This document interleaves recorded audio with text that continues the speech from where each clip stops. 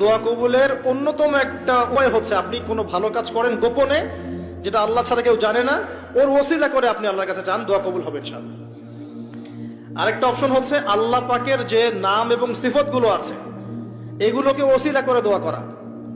যেমন আল্লাহ তোমার রহমান নামের ওসিলায় আমি তোমার কাছে দয়া চাচ্ছি, তোমার আল গফুর নামের ওসিলায় আমি ক্ষমা চাচ্ছি, তোমার আর রাজ্জাক নামের ওসিলায় আমি রিজিক চাচ্ছি। যে নামের সাথে যে বিষয়টা যায় এটা ওসিলা করে আপনি দোয়া করলে ইনশাআল্লাহ তাআলা আপনি আপনার ফলাফল পাবেন। আর একটা সবচেয়ে বড় অস্ত্র শিখিয়ে দিচ্ছি, এই ওসিলা করে যা চেয়েছি পাইনি এমন কোনোদিনও যায় নাই, আলহামদুলিল্লাহ। আমি সম্পূর্ণ আল্লাহ পাকের কৃতজ্ঞতা এবং শুকরিয়া আদায় করছি। এইটা ওসিলা করে আমি যা চেয়েছি আমি সারা জীবনে তাই পেয়েছি।